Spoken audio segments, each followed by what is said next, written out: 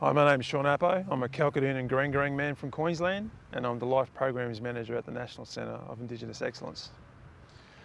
Just want to talk a little bit today about our tobacco strategy that we launched last week.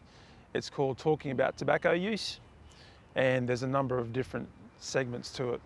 The first segment is TV commercials that we shot earlier this year, and they started airing on NITV last week. We tried to make those TV commercials as community relevant as possible. So we used local people in the ads, we shot those ads in local areas, and we tried to use community scenarios as well. We would love to hear your feedback about how you see yourself in some of those situations, and also whether you think those ads speak to you.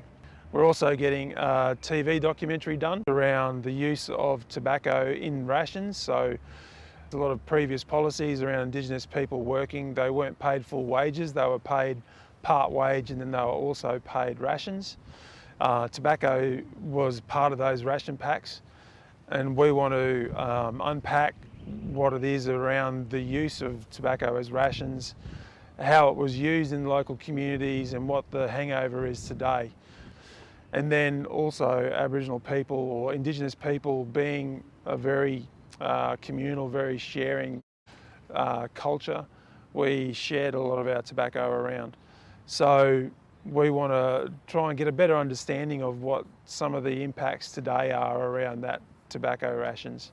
So we've also developed a peer-to-peer brief intervention project, and we've developed a number of resources for that project. One major resource we developed for that project is our own app. And the reason why we developed that app is so that the people who we train to perform those brief interventions with other community members, they can use the app to step through the different processes that are involved. And it's a really brief process. It's like a 5 or 10 minute conversation, depending on how much dialogue you can start with the person who smokes. But basically there are some quick questions in there about gender, age. Then we talk about how the person sees themselves as a current smoker. We look at, there's a few questions there that work out the person's nicotine need.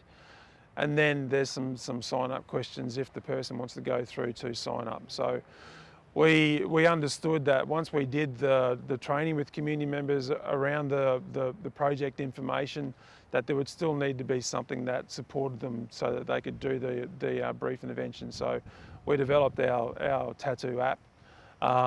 And what we will put in place is, if community members sign up, numbers of other community members, or perform the brief intervention with numbers of other community members, we will have different rewards in place. So we want to try and set up some community-based competition where individuals can sign up 50, 100 different community members and talk to them about their tobacco use.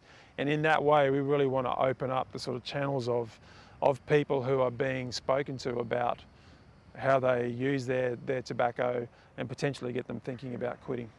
As well as that, we'll be doing the normal anti-tobacco health promotion through our other programs, like the community cycling program and Old Ways, New Ways, where we take people out and try and engage in some traditional and cultural activities, and try and get people a bit breathless so that we can talk about lung function and how smoking impacts on normal lung function.